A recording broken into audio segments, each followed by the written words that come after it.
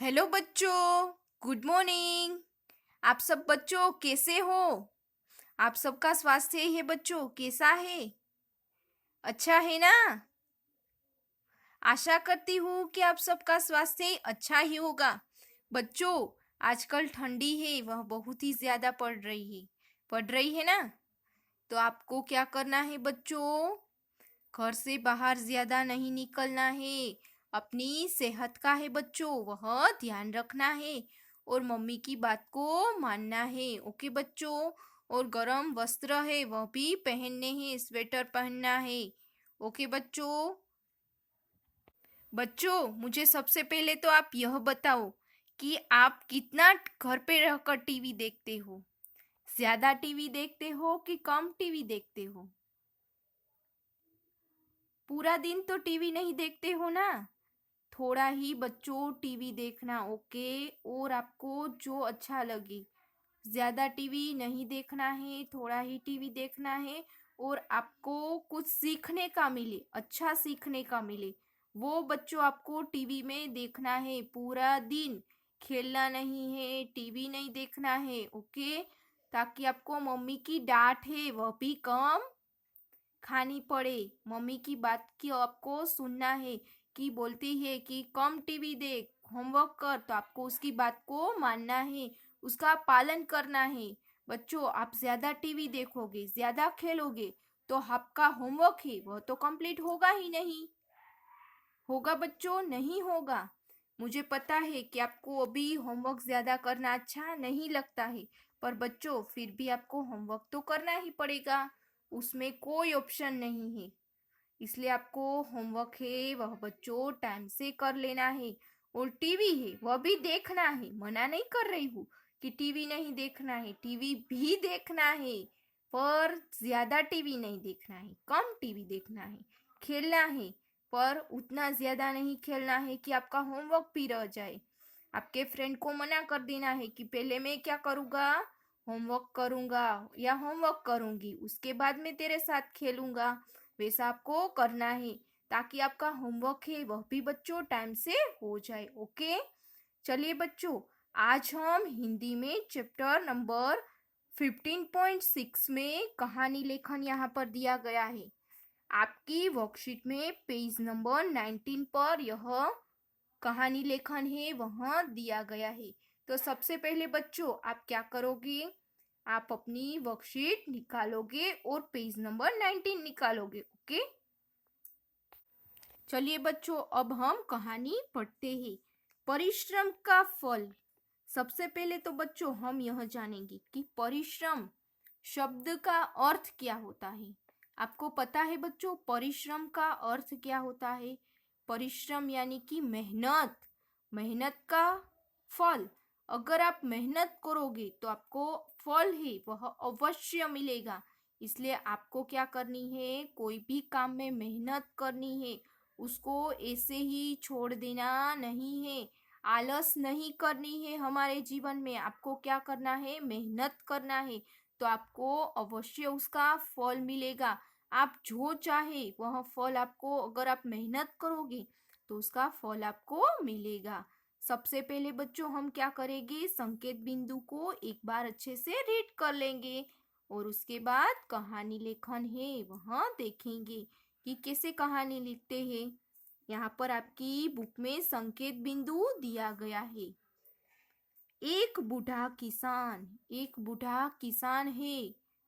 जो किसान यानी कि जो खेती करता है, खेती बाड़ी करता है, उसको हम क्या कहते हैं, किसान। पर वह किसान है वह बूढ़ा है। तीन आलसी लड़के। बुलाना, उसको बुलाते हैं यानी कि बुलाते हैं। कौन बुलाते हैं? किसान बुलाते हैं। खेत में खजाना। किसान की मृत्यु। खेत खोदना, खजाना मिलना। वर्षा बीज डालना। फसल, फिर लड़कों को खजाना मिलना सिखाना। लड़कों को खजाना मिलना और लास्ट में क्या, सीख। हमें यहाँ पर संकेत बिंदु दिए गए हैं तो हमें क्या करना है, उसके बाद उसका कहानी लिखनी है। तो हम कहानी कैसे लिखोगे? चलिए अब हम वहाँ देखते हैं। एक गांव था बच्चों। क्या था? एक गांव था। उसमें एक किसान रहता था। उसमें एक क्या रहता था? किसान रहता था। जो खेती करता है उसको हम क्या कहते हैं बच्चों? किसान कहते हैं। तो वह एक किसान रहता था। उसके 3 लड़के बड़े आलसी थे और कुछ भी काम नहीं करते थे। किसान था जो गांव में रहता था बच्चों। उसके कितने लड़के थे? 3 लड़के थे। वह बड़े ही आलसी थे, कुछ काम धंधा नहीं करते थे। पूरा दिन ऐसे ही पड़े रहते थे, कुछ भी काम धंधा नहीं करते थे। इसलिए किसान है वह कुछ सोचता है कि अपने बेटे को मैं क्या करूं तो वह कुछ काम धंधा करे, उसकी आलस है वह मिट जाए। बच्चों, आपको भी क्या करना है? आलस अपने जीवन में कभी भी लानी नहीं है। अगर एक बार आप आलस अपने जीवन में लाओगे तो बार बार आपको कोई भी काम करने का मन नहीं होगा, आलस ही आएगी। इसलिए आलस को लाना नहीं है, जोश के साथ काम करना है कि नहीं मेरे से ये काम होगा, मुझसे यह काम क्यों नहीं होगा, होगा ही, ऐसा आपको सोचना है। अगर आप सोचते हो कि मुझे फर्स्ट रैंक लाना है तो क्या होगा? आप मेहनत करोगे, ज्यादा से ज्यादा रीड करोगे तो आप अवश्य क्या करोगे? फर्स्ट रैंक लाओगे ही। आपकी मेहनत है वह साकार होगी। तो आपको क्या करना है बच्चों? मेहनत करनी है, आलस अपने जीवन में लानी नहीं है। फिर क्या होता है? एक बार किसान बहुत बीमार पड़ा। एक बार की बात है, एक दिन की बात है कि किसान है वह बहुत बीमार पड़ जाता है बच्चों। हमारा शरीर है वह हमेशा की तरह एक जैसा तो नहीं रहता है। कभी भी हम बीमार पड़ते हैं तो हमें कुछ होने लगता है। हमारा शरीर है वह ऐसा ही तो रहने वाला नहीं है। कभी तो हमारे शरीर में कुछ होता ही है ना बच्चों। तो एक दिन किसान है वह बीमार पड़ जाता है। किसान है वह बूढ़ा हो चुका है, इसलिए वह बीमार पड़ जाता है। उसने एक बार 3 लड़के को अपने पास बुलाया। उसने क्या किया? 3 लड़के को क्या किया? अपने पास बुलाया कि तुम मेरे पास आओ, मुझे तुम्हें कुछ कहना है। उसने लड़कों से कहा। बच्चों, किसान है वह अब मृत्यु की यानी कि मृत्यु उसकी नजीक आ गई है। इसलिए वह 3 लड़कों को बुलाता है और वह कहता है कि 3 लड़कों मेरे पास आओ। उसने लड़कों से क्या कहा देखना बच्चों। हमारे खेत में एक खजाना गड़ा हुआ है। किसान है वह बहुत ही चालाक था बच्चों। देखना कि हमारे खेत में एक खजाना गड़ा हुआ है। खेत में कुछ मैंने गाड़ा हुआ है, खजाना गाड़ा हुआ है। मेरी मौत के बाद तुम खोदकर उसे निकाल लेना। किसान क्या करता है कि मेरी जब मौत हो जाए तब तुम क्या करना? उसको खोद डालना। जो खेती होती है, जो मिट्टी होती है, उसको तुम क्या करना? खोद डालना और उसको निकाल लेना। किसान एकदम चालाक है। थोड़े दिनों के बाद किसान की मृत्यु हो गई। थोड़े दिनों के बाद किसान की क्या हो जाती है? मृत्यु हो जाती है। पर किसान ने क्या कहा था कि जब मेरी मृत्यु हो जाए उसके बाद तुम 3 लड़के खेत को खोद डालना और खजाना है उसको निकाल लेना। ऐसा किसान है वह अपने 3 बेटे को कहता है। फिर थोड़े दिन बाद क्या होता है? किसान की मृत्यु हो जाती है। जो बड़े लोग होते हैं वह एकदम समझदार होते हैं। जो भी बात कहते हैं उसमें कोई राज छुपा होता है, तथ्य छुपा होता है। वह हमें ऐसे ही तो नहीं कहते होते हैं ना कि तुम ऐसा काम करो, तुम ऐसा काम करो। हमें थोड़ी देर गुस्सा आता है पर बच्चों उसकी बात में कुछ बात होती है। वह जो भी कहते हैं वह सही ही कहते हैं। इसलिए हमें उसकी बात को मानना चाहिए। हमें आलस नहीं करनी है। ओके बच्चों, आपको भी होमवर्क करने में कभी भी आलस करनी नहीं है। कोई बच्चे ऐसे होते हैं जो उसकी मम्मी के पास लिखवाते हैं, मम्मी लिख के देती है, या बड़ी बहन होती है, कोई भी घर में बड़ा व्यक्ति होता है वह लिख के दे देता है। क्यों बच्चों? आप अपना काम खुद नहीं कर सकते हो? ज्यादा होमवर्क तो होता नहीं है, तो बच्चों आपको भी अपना होमवर्क है वह खुद ही करना है, आलस करनी नहीं है। ओके बच्चों, अब देखिए बाद में क्या होता है। किसान की मृत्यु हो गई।